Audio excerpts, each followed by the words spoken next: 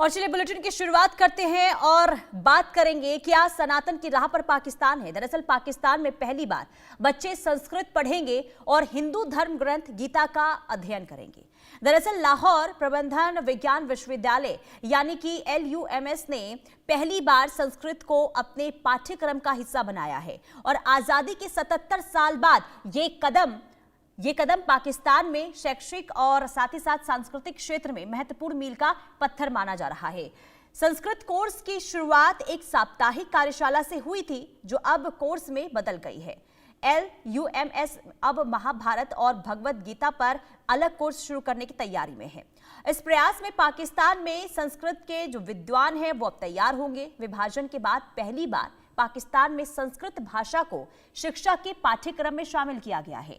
Lahore university of management sciences यानी कि LUMS ने इस शास्त्रीय भाषा में 4 क्रेडिट का कोर्स शुरू किया है।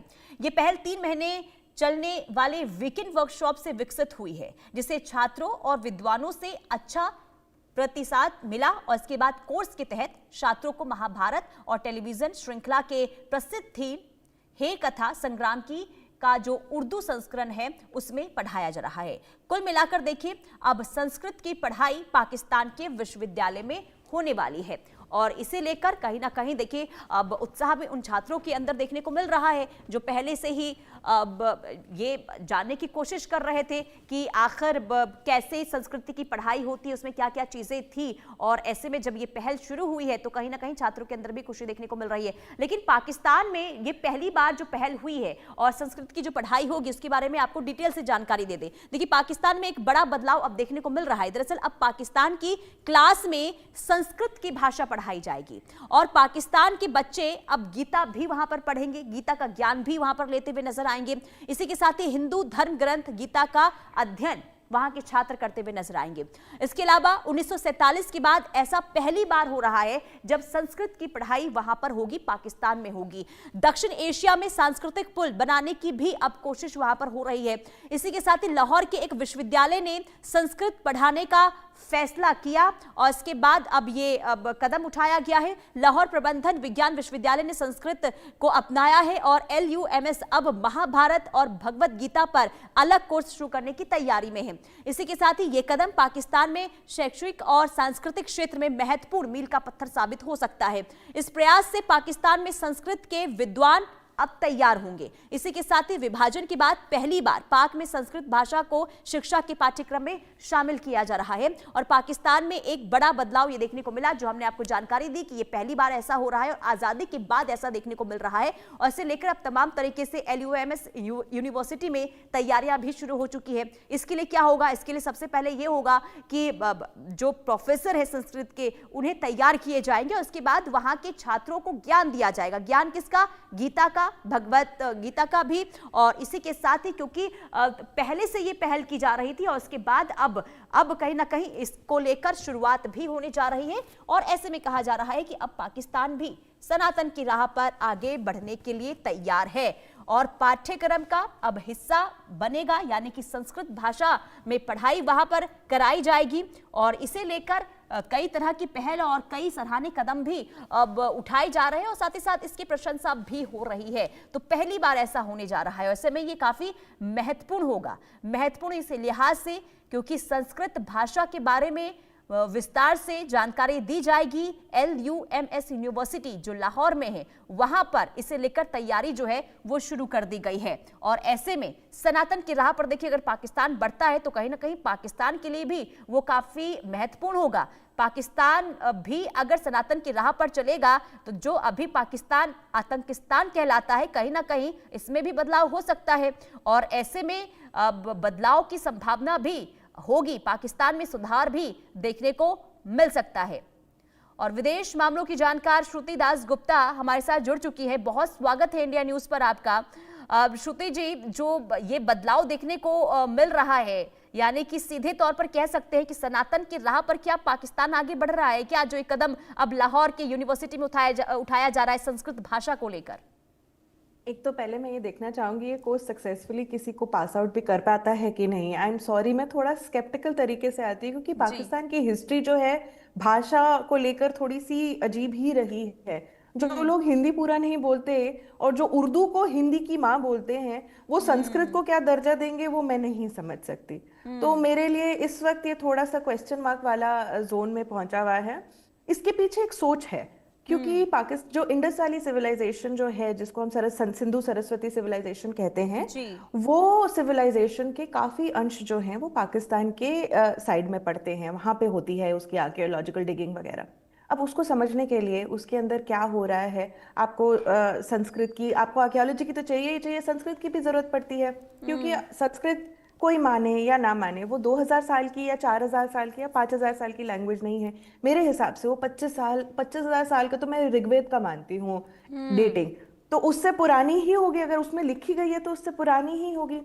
अब पनीनी को ले लिया जाए, जिन्होंने संस्कृत की ग्रामर रची है, तो वो आपके गंधहार में रहते थे, जो आज का कंधार है, जो केपीके रीजन में पड़ता है।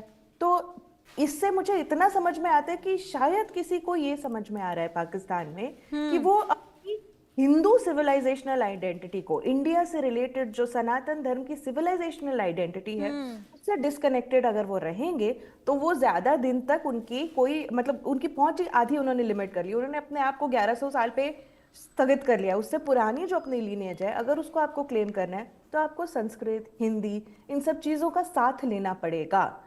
दूसरी बात जो इसमें मुझे थोड़ी सी, जिससे मुझे थोड़ी डर इसलिए बैठ रहा है, क्योंकि उन्होंने जो महाभारत का वो गाना नहीं है जो है कथा ये संग्राम की, तो उस गाने का इस्लामिक वर्जन वो है एक निकालने वाले हैं, उर्दूवाइज्ड इस्लामिक वर्जन निकालने वाले हैं, जिससे लोगों को समझ में आए कि महाभारत में क्या बोला जा रहा है वगैरह। जी। अब इसका मतलब ये है कि वो उसको जो भी वो संस्कृत से पाएंगे वो उसको सैनिटाइज करेंगे, उसको इस्लामाइज करेंगे और उसको फिर आगे बांटेंगे। तो इसके अंदर मुझे जो एक्चुअल कॉन्वर्सेशन होनी चाहिए उसके अंदर डाइल्यूशन और पोल्यूशन दोनों का खतरा लगता है, कि उसके अंदर वो अपनी तरफ से अपनी आइडेंटिटी, अपना जोर, अपने ट्विस्ट्स जो है वो डाल दिए जाएंगे, जैसे वो हिस्ट्री के साथ करते हैं या इवन करंट न्यूज़ के साथ जो करते हैं पाकिस्तान, तो वो अपना ट्विस्ट डालते हैं और उसको इतनी कन्विक्शन से बोलते हैं कि सामने वाला बोलते बोलते उनको हराते हराते थम जाए, लेकिन वो अपनी बात नहीं पलटते हैं। तो इसके अंदर मुझे डाइल्यूशन पोल्यूशन का बहुत ज्यादा घबराहट होती है ये बात सोच के कि वो लोग जो हैं अगर संस्कृत पढ़ने बैठे और फिर वो उसके अंदर गीता का अध्ययन करेंगे, फिर वो संस्कृत डॉक्यूमेंट्स का अध्ययन करेंगे, फिर उससे वो क्या मतलब निकालेंगे और उससे वो एक्चुअल ट्रूथ से कितना दूर पहुंच जाएंगे। तो ये बहुत बड़ा एक गैप है, क्योंकि वहाँ के जो वो संस्कृत के पंडित हैं वो चाहे यहाँ से पढ़ के जाएंगे या किसी नॉन संस्कृत यूनिवर्सिटी से पढ़ के जाएंगे, पर उनका मकसद तो वो नहीं भूलते हैं। तो जब तक वो इंडिया के साथ, वो इंडिया के एक हिस्से थे, इससे वो शांति नहीं मना लेते, जब तक वो इंडिया को एक लार्जर एनिमी समझना बंद नहीं कर देते, जब तक वो हिंदू और मुसलमान वाला जो आसिम मुनीर के डायलॉग जैसे आते हैं उस डायलॉग से दूर नहीं हो जाते, तब तक जो गीता का आसार है ना वो उनके पल्ले पड़ने वाला है, ना महाभारत के अंदर की उनको रचना और उसकी समझ में आएगी, ना उनको। लेकिन मैं आपसे यहाँ पे ये समझना चाहूंगी, क्योंकि जो आपने जानकारी यहाँ पर दी कि अगर ऐसा होता है तो क्या क्या परेशानी आ सकती है और इसमें कितनी कम संभावनाएं हैं, लेकिन अगर शुरुआत हुई है, पहल हुई है, तो इसके पीछे का मकसद क्या हो सकता है? देखिए, मकसद तो यही है कि देख इस वक्त इंडिया जो है सिविलाइजेशनल, जो भारत की सिविलाइजेशनल है, जो सनातन धर्म की सिविलाइजेशन है, उसका धरोहर माना जाता है। जो यहाँ से बात निकलती है, जो एक्सटेंडेड हमारा है, हम कहाँ से कहाँ तक फैले हुए थे, तो उतना आप देखेंगे कि अफगानिस्तान वगैरह सब तक ये एक जो है हमारी हिंदू सिविलाइजेशन, हमारी सनातन धर्म की सिविलाइजेशन है। आप इंडोनेशिया चले जाइए, सिंगापुर चले जाइए, अभी सिंगापुर के जो पीएम है, फॉर्मर पीएम है, वो आके गए, उन्होंने ये बोला कि वो सिंगापुरा था और ये हमारी सनातन आइडेंटिटी का हिस्सा है। तो अगर सनातन आइडेंटिटी के साथ विश्व जुड़ रहा है तो पाकिस्तान भी जुड़ना चाहता है, और क्योंकि इंडस वाली सिविलाइजेशन उनके पास है, वो इस कॉन्वर्सेशन को कंट्रोल करना चाहता है। शुरुआत हुई है, पर इसका मतलब ये नहीं कि वो जो शुरुआत है हम उसको पॉजिटिवली देखें, हमें उसे कंप्लीटली कंट्रोल तरीके से देखना चाहिए।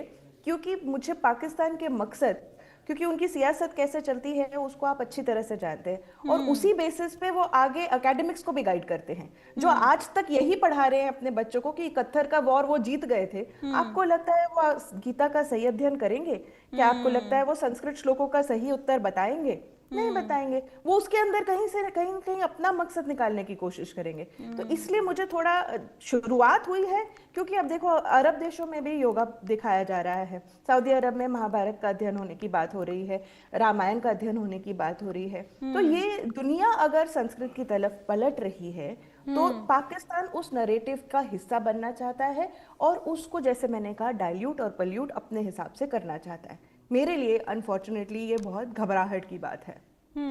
बिल्कुल। लेकिन अब देखिए, घबराहट आप बता रही हैं कि ऐसा बहुत कम संभावनाएं हैं, लेकिन अब क्या माना जाए अगर ऐसा होता है, जो आप कह रहे हैं कि नहीं हो सकता, लेकिन अगर मान लीजिए अगर ऐसा होता है तो आगे क्या बदलाव हम देख सकते हैं? क्योंकि इतिहास में पहली बार, यानी कि विभाजन के बाद ऐसी पहली बार होने जा रहा है जब इस तरीके से लाहौर के विश्वविद्यालय में कदम उठाया जा रहा है। तो अगर मान लीजिए ऐसा होता है तो इसके बाद क्या पाकिस्तान और भारत के बीच में जो अभी स्थिति देखने को मिल रही है, तो क्या थोड़ा बहुत बदलाव होगा इसके बाद? देखिए, 75 इयर्स में जो जहर घोला है उन्होंने अपनी आवाम के अंदर, उसको आप एक बैच के पास आउट होने से या 2 बैच के पास आउट होने से या वहां पे अध्ययन शुरू होने की वजह से खत्म हो जाएगा, ये नहीं होगा। हाँ, एकेडमिकली वो लोग चलो ये अध्ययन करेंगे, उसके बाद उनके पास बहुत सारे संस्कृत के डॉक्यूमेंट्स वहां पड़े हुए हैं यूनिवर्सिटी के अंदर ही, जो उन्होंने आज तक खोले भी नहीं, क्योंकि उनको संस्कृत से अपना नाता तोड़ना था, भारत की संस्कृति से उनको अपना नाता तोड़ना था। तो अध्ययन करने वाले शोधकर्ता जो हैं वो वहाँ बैठेंगे जरूर, पढ़ेंगे जरूर, पर वो नॉलेज आवाम तक जाएगी या वो आपके सिविलाइजेशनल आइडेंटिटी से उनको कनेक्ट करके उनको अच्छी राह पे चलने की तरफ ले जाएगी, इसका बहुत टाइम लगेगा। अगर वो चाहते हैं, अगर सच में वो चाहते हैं, तो उसके लिए उनको बहुत टाइम लगेगा। और उसके लिए पहले आपको ये जो है अपनी हिस्ट्री करेक्ट करनी पड़ेगी ना। जो आप गजनी से नाता जोड़ते हैं, लोधी से नाता जोड़ते हैं, वो तो यहाँ के लोग ही नहीं थे। जो आपके वहाँ के राजा थे, क्या आपने उनके बारे में पढ़ाया था? क्या आपने हिंदू कुश डायनेस्टी के बारे में पढ़ाया था कि किस तरह से कितनी पीढ़ियों तक उन्होंने इन्वेशन को रोका है? तो वो पहले हिस्ट्री तो करेक्ट कर लें, जो नॉर्मल अभी करंट हिस्ट्री है उसको तो करेक्ट कर लें। पहले ये तो मान लें कि ऑपरेशन सिंदूर में उनके कितने रनवे जले थे। पहले ये तो मान लें कि ये 7 से कभी 5 कभी 6 कभी 7 जो उनकी गिनती ऊपर नीचे ट्रंप के हिसाब से होती रहती है, वो जो है वो कितना झूठ है। और श्रुति जी, ऐसा तो होगा नहीं, क्योंकि पाकिस्तान तो अपनी छवि सुधारने की कोशिश करता है, लेकिन उम्मीद अगर चलिए अगर सनातन की राह पर पाकिस्तान चल रहा है तो अगर ऐसा होता है तो पाकिस्तान के लिए अच्छा होगा। बहुत शुक्रिया आपका चर्चा में जुड़ने के लिए और विस्तार से तमाम जानकारी देने के लिए। बहरहाल आगे बढ़ते हैं, इसी बीच एक और बड़ी खबर का रुख करेंगे। अमेरिका की राजधानी